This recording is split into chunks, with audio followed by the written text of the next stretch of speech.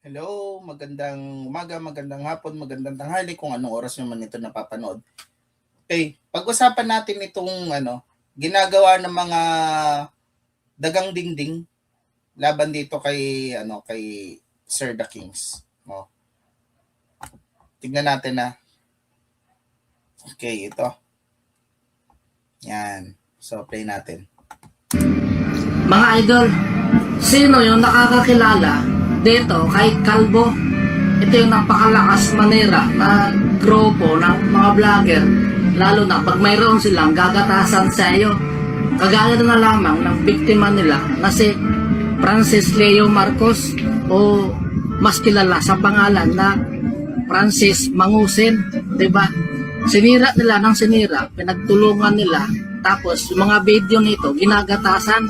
Ito yung mga vlogger na wala namang content, na alam kundi magnakaw ng content. Ang problema nito, wala silang mukha, di ba? Sisiraan ka nila ng sisiraan, gagatasan ka nila ng gagatasan, di ba? Kung mahina-hina lang ang pag-iisip mo, maiinis ka eh. Di ba? Kasi bakit kanila sisiraan? Di ba? Samantalang wala kang ginagawa sa kanila. Ang gusto lang ng mga ito, mag-upload ka ng video para meron din silang content, di ba? Ang ibig sabihin doon ay mga lenta. Sisip-sip ng tabot galing doon sa isang lalo na itong kay pakalan nito yung kalbo na yung Erwin the Kings CR. Kukunin na sana ni to Erwin the Kings the Stroke CR, di ba? Isa. Actually, hindi ko magets yung part na yon na bakit kailangan niyang mag-ganon-ganon yung parang stroke-strokean, 'di ba? Nang iinsulto siya ng taong na stroke na paano kung nangyari sa tatay mo yan, 'di ba? Pinagtatawanan ka, ginagawa mong katatawanan yung taong na stroke, no? Tuloy muna natin, no? Tuloy natin. Diba? Erwin the Stroke CR. Di ba? Kukunin na sana ni kamatayan to eh. Ang problema, noong na-stroke, sa sobrang kalokohan niya, noong na-stroke, pati pagtawa niya, naapektuhan, kaya imbis na kukunin na ni kamatayan, pinabalik ulit. Kaya ang naiwan sa kanya yung ganito. Erwin the Kings CR. RIP idol, malapit-lapit ka na. Pustahan tayo, hindi ka naabot ng dalawang taon. Patutuluyan ka na. Di ba? Kasi kailangan ni Lucifer yung tawa mo doon. Ano yung tawa mo?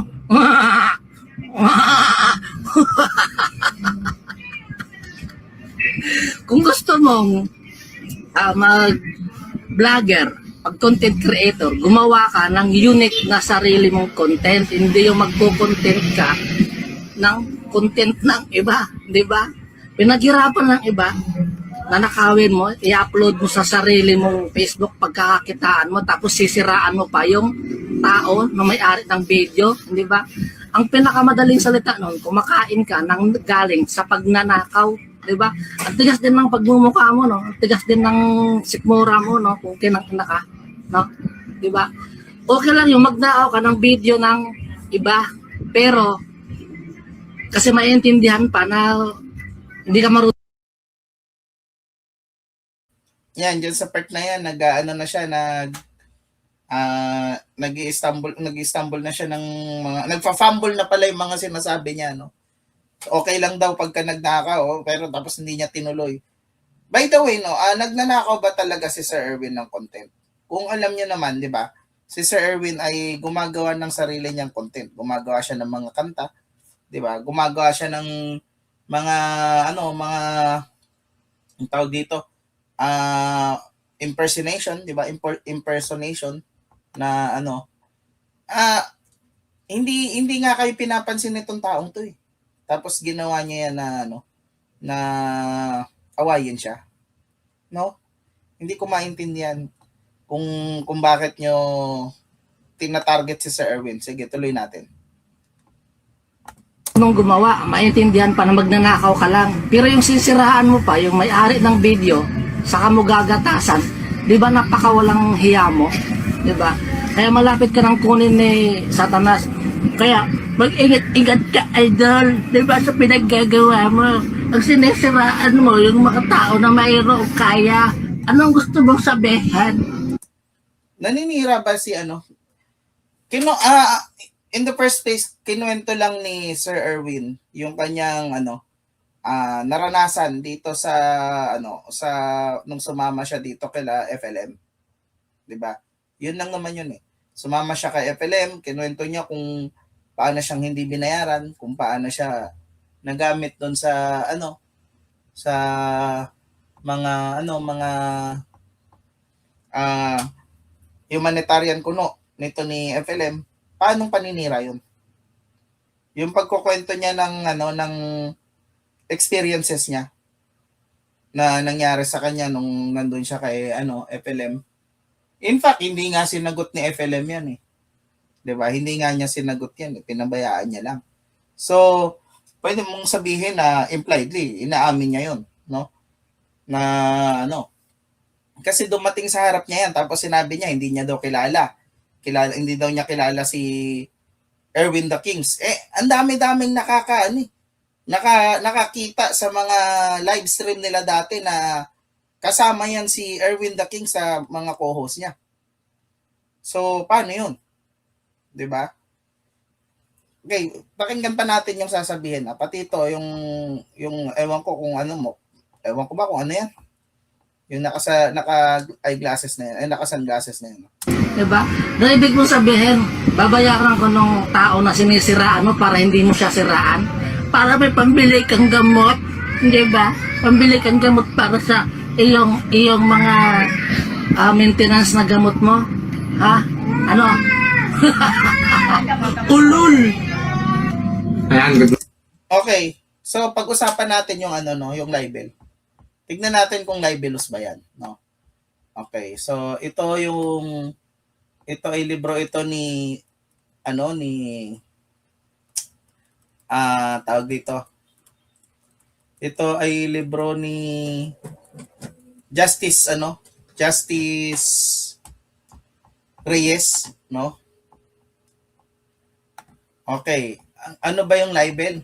Libel is a public and malicious imputation of a crime or of a vice or of defect, real or imaginary, or any act, omission, condition, no? Ayan, a libel is a public and malicious imputation of a crime, of a vice or defect, real or imaginary, or any act, omission, condition, status, or circumstance tending to cause dishonor, discredit, or contempt of a natural or juridical person, or to blacken the memory of anyone who is dead. Sabi dito, a libel is a public and malicious imputation. So, ano yung mga mga elements nito? Ang libel daw ay dapat public, no? Ginawa mo publicly, no? Tapos merong malicious imputation. Ano yung malicious imputation? Tungkol sa crime, vice or defect, no? Crime ibig sabihin yung sinasabi nito na na gumawa ng krimen si bla bla ganyan. Or of a vice or defect. Yung katulad niya, yung sinasabi niya na meron daw defect, 'di ba? Yung sinasabi niya na na-stroke daw. Na-stroke daw si The Kings. Okay. Paano kung totoo na na-stroke nga? Sabi dito real or imaginary. 'Di ba? Real or imaginary daw. No? Totoo bang na-stroke? Hindi. So, kahit totoong na-stroke, it doesn't matter. No? Ngayon bakit kayo, 'di ba, nag-i-impute kayo ng krimen tungkol kay Mangusin, kay FLM. Meron ditong part na malicious. Dapat malicious yung yung imputation mo. Ibig sabihin gusto mo lang talagang makapanira. Pero kung for example, gusto mong meron siyang value ng truth. 'Di ba? Para for awareness. So, malicious pa ba 'yon? Ito, anong awareness yung nakukuha natin dito kay Rogelio Santiago dito sa pinagsasabi niya? 'Di ba?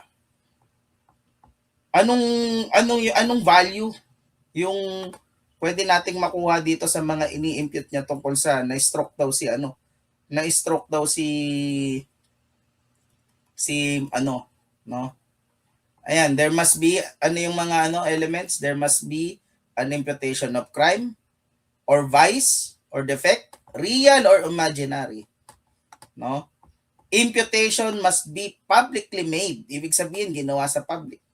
Public ba yan? Yes, kasi post yan in public. Malicious ba? Yes, malicious kasi wala namang value. Ang ginagawa niya lang para lang makapanira. Imputation must be directed to a natural or juridical person. Ito ang tanong. Directed ba kay Erwin the Kings yung mga sinabi ni directed ba sa isang tao? Yes, kay the Kings, 'di ba? Okay, so bakit niya yung ginagawa? Kasi gusto niyang i-dishonor, i-discredit yung tao. So lahat ng elements ng libel ay pasok, no? Pasok dito, sige. Tuloy natin, no. Ito naman si Boy, ewan kung sino yan, no? Si Gasoline Boy. Morning guys. At tayo ngayon ay meron tayong titirahan ngayon na ito si Narinig niyo yung sinabi, titirahin. Ibig sabihin talagang imamalain niya si Erwin the Kings dito. Erwin the Kings. Okay, publicly made. Yes, sinabi niya yung pangalan. Pakinggan natin ulit, ha. Ulul! Ayan, good morning guys. At tayo ngayon ay meron tayong titirahan ngayon na ito si Erwin the Kings. Si Romy Bigas-Dugas na ito. Oh, tinawag na bigas-dugas, di ba? Ano kayang mga nito? Ebidensya na nandugas talaga ng bigas ng mga taong itong si Erwin, no? Okay, sabi niya, tignan natin yung elements ng libel dito sa isa, no, yung kay Gasoline. Ewan ko kasi yan ba si Gasoline Boy? Hindi ko kilala yan eh. Okay, una, nag-impute ba siya ng honor? Yes. No? Sabi niya, bigas-dugas daw eh. Tapos pangalawa, identifiable ba yung tao? Directed ba sa isang particular na tao? Yes, sinabi niya kung sino eh. 'Di ba? Si Erwin the Kings daw, bigas-dugas. Tapos, bukod pa doon, malicious ba? Yes, sabi niya may titirahin daw siya. So, may imamalain siya na tao, no? Sa bibig na mismo nila nagmula kung ano yung sinasabi nila. Sige, tuloy natin. Lagi tinitira niya ito si FLM eh. No? Samantarang nung pandemic pag dumarating si FLM at namimigay ng mga bigas at ng mga donation, halos magkandara pa ito eh sa pagkuha. Siya pa ang nangunang-una. Oh. Kaya na tinawag na bigas-dugas eh. Patay gutom yan. Kung hindi pa yan na kumembot dyan sa kanto, ay makakabili ng 1 kilyong bigas yan eh. Tingin ko mas maganda yung buhay ni ni The Kings kesa sa'yo. Maniwala ka sa akin. Mas maganda yung buhay niya kesa sa'yo. Patay gutom yun. Yung tinatawag mong patay gutom. Naalala ko si Mandirigma, ang lakas makapanlait sa amin. Ayan, so okay, tuloy natin. Bigas-dugas na yan. Kaya yan ang tinawag na bigas-dugas eh. At yan ay halos sa walang pambili ng bigas at yan ay umaasa lang sa bigay ng ating idol na FLM. Ilagay natin sa context yung sinasabi niya. Nung time na walang pera si Sir Erwin, ano yun? Pandemic. Diba? Tapos now, nawalan siya ng mga show, diba? Nawalan siya ng yung platform ba kung saan siya Ngayon, pati yung mga kababayan niya nagugutom din. So, nag-o-offer din naman talaga ng bigas si diba? Si FLM. At ito, tandaan niyo, ito'y nakakalimutan ng lahat. Diba? Si FLM ang lumapit kay Erwin at hindi si Erwin ang lumapit kay FLM. Magkaibang bagay yun, no? Kaya, nung namigay ng bigas, namigay naman talaga ng bigas si FLM noon, tapos pinamigay din ni ano. Ngayon yung sinasabi nyo na ano na pinagkakitaan niya daw si FLM. Totoo naman 'yun. 'Di ba? Kasi nagsilbi siya kay FLM noon eh. Naging co-host siya. Nag-show siya doon sa mga sa mga live stream, 'di ba?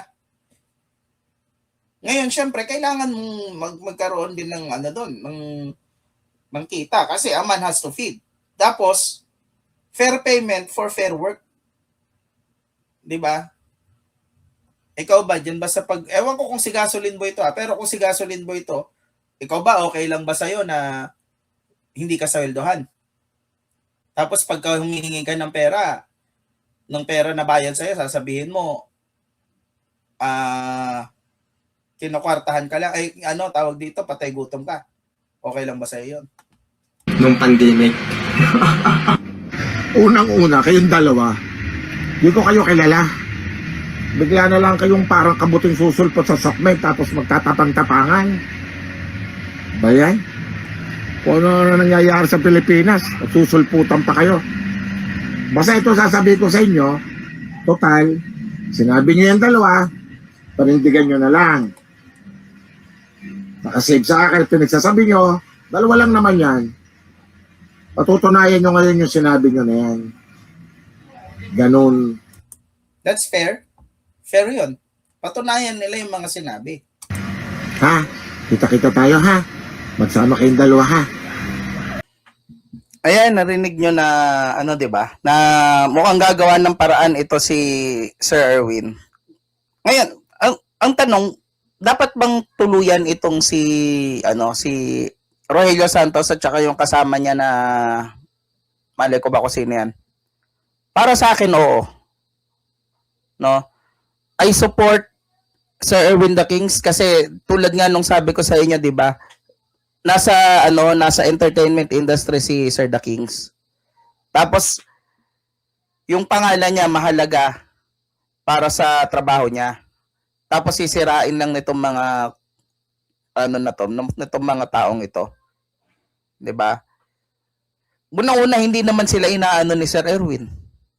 'Di ba? Hindi nga nababanggit nito ni Sir Erwin si Sir Alex Pabella. Kaya yes, kung ako yung tatanungin, dapat silang gawan ng action laban sa kanila. Hindi tignan natin kung kung mapagtatanggol ba siya mapagtatanggol nga ba silang dalawa ni FLM, no? Nakikipaglaban sila para sa isang tao na wala namang pakialam sa kanila. Tapos by the way, ipa-plug ko na rin, ito si Sir DJ John DTV, no? Alam ko nakikita niyo yung mga content niya sa Facebook, no? Pero ito, palakasin din natin siya sa YouTube. Si Sir John de la Cruz ang pangalan niya sa Facebook. Pero dito sa YouTube, ito yung kanyang channel, no?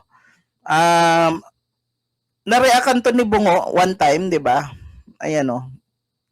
Ayan, meron siya mga content tungkol kay ito, yung mga bata ni si Rogelio Santiago, 'di ba? Rogelio Santiago, mga ganyan, no?